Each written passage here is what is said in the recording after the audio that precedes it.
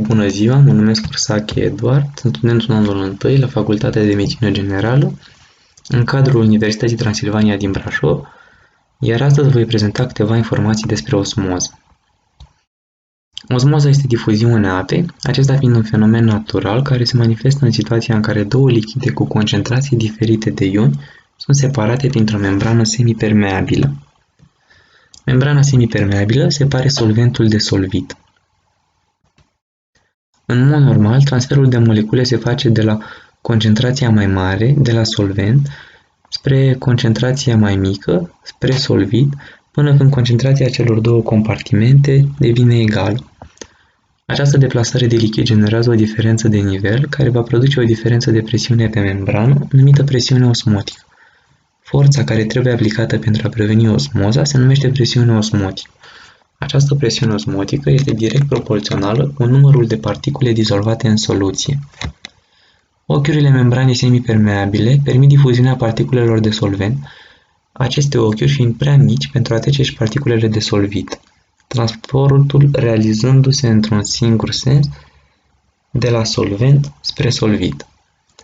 Aplicând soluției concentrate o presiune superioară presiunii sale osmotice, se generează procesul osmozei inverse, iar lichidul mai concentrat va trece fără săruri prin membrană în soluție mai puțin concentrată, pierzându-și salinitatea devenind apă pură. Când vorbim de lichidele biologice, vorbim de soluții izotone, hipotone și hipertone.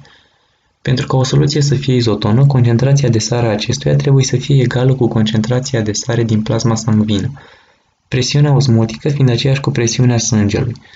În ea, celula își păstrează toate funcțiile vitale, cum ar fi respirația, reproducerea și metabolismul. Soluția hipotonă. O soluție hipotonă este o soluție cu o concentrație mai scăzută de sare și o presiune osmotică mai mică decât cea izotonă. Ca urmare, atunci când o astfel de soluție vine în contact cu țesuturile corpului, apa dintr-o soluție izotonică intră în celulele țesutului. Acest lucru este periculos prin introducerea unei cantități mari de lichid, deoarece există o probabilitate mare de rupere a celulei, realizându-se liza celulară.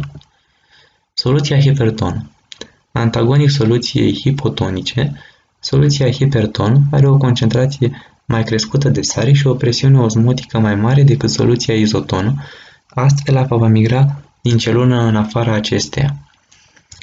Spre exemplu, în celulele eritrocitare se va produce fenomenul de ratatinare. De aceea este important ca atunci când unui pacient este administrat un fluid, concentrația acelui fluid să fie cunoscută. În continuare, vă prezint sursele bibliografice. Vă mulțumesc pentru vizionare.